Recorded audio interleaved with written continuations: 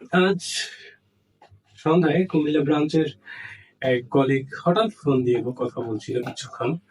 তো কথা বলার এক পর্যায়ে ওই কলিগ বলল যে তার দুজন কলিগ আছে অবিবাহিত, নারী কলিগ, যারা আসলে বিয়ে করতে চায়। একজন হচ্ছে কুমিল্লার আর একজন নোয়াখালীর। তো তারা আমার ছবি দেখেছে। তো আমি আসলে বিয়ে করার জন্য রাজি কিনা, কুমিল্লার মেয়েরা অনেক ভালো, এটা এটা বলছিল। তো আমি মজা করে বলছিলাম যে ভাই আমার 9 মাসের একটা বাচ্চা আছে আর আমার ওয়াইফ আছে, তো এই অবস্থায় তারা যদি আমাকে বিয়ে করতে চায় তাহলে আমি রাজি আছি।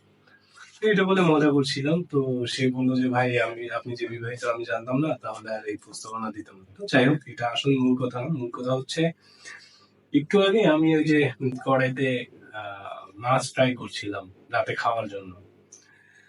তো পাশে বউ ছিল, বউয়ের সাথে মজা করে বলছিলাম যে দেখো, রিস্কটা নেওয়া যায়।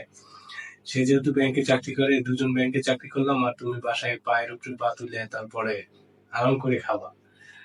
তো হঠাৎ করে তেল থেকে কড়াই থেকে গরম ফুটন্ত তেল আইসা আমার কোমরে একটা অংশ পড়ে এবং হঠাৎ ইনস্ট্যান্ট ফসকা পড়ে যায়।